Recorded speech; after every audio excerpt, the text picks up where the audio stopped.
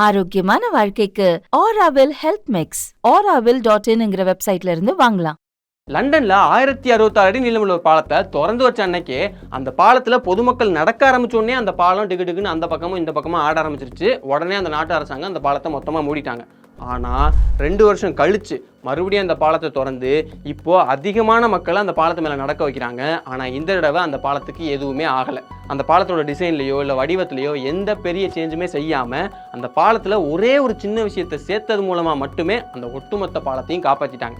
ஆனால் அதில் முக்கியமான விஷயம் என்னென்னா, முதல் தடவை அந்த பாலத்தை திறக்கும் போது அதில் மக்கள் வேறு மாதிரி நடந்து போனாங்க. அதுவே 2வது தடவை அப்போ தான் அந்த மக்கள் கரெக்டாக நடந்து போனாங்க.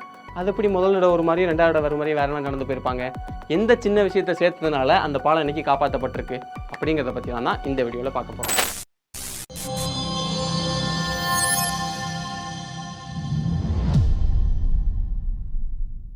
மில்லினியம் பிரிட்ஜ் அப்படின்னு சொல்லப்படுற இந்த பாலத்தை திறந்து வச்ச அன்னைக்கு அதில் 90,000க்கும் அதிகமான மக்கள் நடந்து போயிருக்காங்க.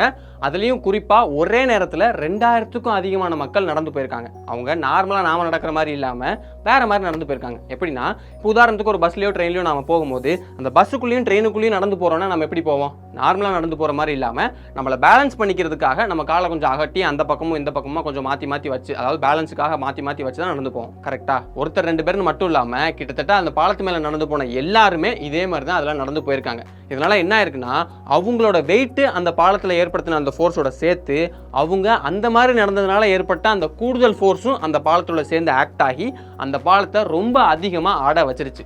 இப்போ உங்களுக்கு ஒரு சந்தேகம் வந்திருக்கும், நிறைய பேர் வேற மாதிரி நடந்ததுனால அந்த பாலம் அதிகமாக ஆடுச்சு அப்படிங்கிறது சரி.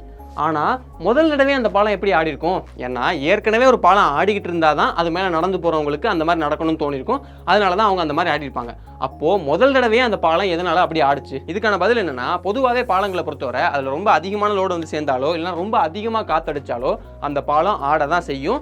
ஏன்னா அதை டிசைன் பண்ணும் போதே அந்த பாலத்தில் ரொம்ப அதிகமான லோடு வந்துச்சுன்னா அதுக்கேற்ற மாதிரி அந்த பாலம் கொஞ்சம் அசைஞ்சுக்கணும் அப்படிங்கிற மாதிரி தான் அதை டிசைன் பண்ணியிருப்பாங்க. அதுக்குன்னு அந்த பாலம் ரொம்ப அதிகமாக ஆடுற மாதிரி அதை டிசைன் பண்ணியிருக்க மாட்டாங்க.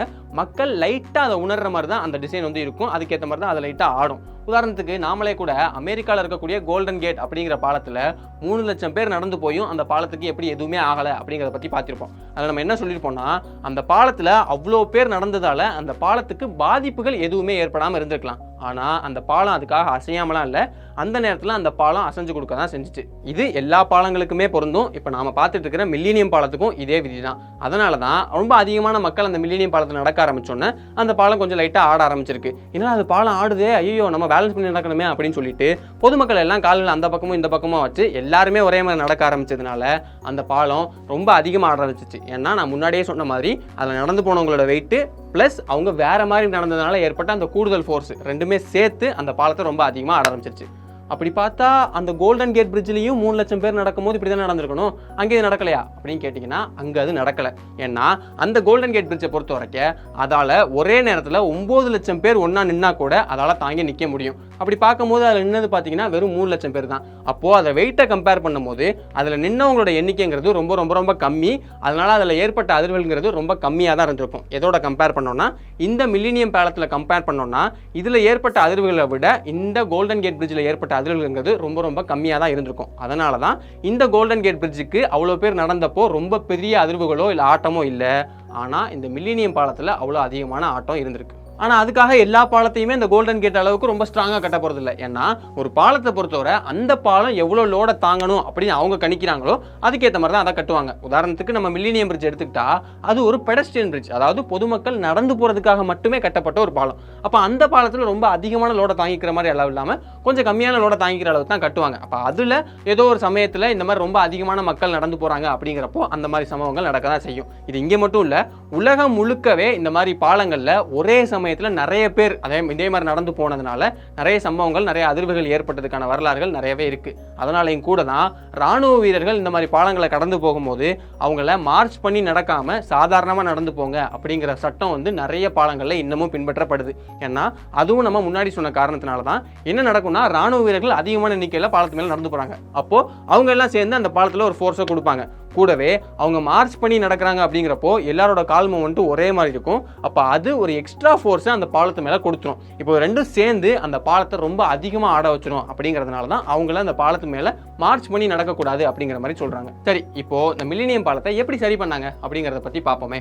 அதிகமான லோடு வரதால ஏற்படக்கூடிய எக்ஸ்ட்ரா ஃபோர்ஸை அப்சார்ப் பண்ணி வச்சுக்கிறதுக்காக விஸ்கஸ் டேம்பர்ஸ் அப்படிங்கிற விஷயத்த அந்த பாலம் முழுக்க அவங்க இன்ஸ்டால் பண்ணி வச்சிருக்காங்க. மொத்தம் ஒரு 37 டேம்பர்ஸை இன்ஸ்டால் பண்ணியிருக்காங்க. அது எங்கெங்க வச்சிருக்காங்கன்னா, அந்த பாலத்தோட 2 பெரிய தூண்களும் அந்த மேலே இருக்கக்கூடிய பாலத்தோட கனெக்ட் பண்ணக்கூடிய இடத்துல ஒரு 16 டேம்பர்ஸும், மக்கள் நடந்து போகக்கூடிய அந்த டெக்குன்னு சொல்லப்படுற பகுதியில் கீழே ஒரு 17 டேம்பர்ஸும், பாலத்தில் மக்கள் ஏறக்கூடிய அந்த 2 இடத்துலையும் ஒவ்வொரு இடத்துலையும் 2 டேம்பர்ஸ்னு மொத்தம் 37 டேம்பர்ஸ் அந்த பாலம் முழுக்க இன்ஸ்டால் பண்ணியிருக்காங்க.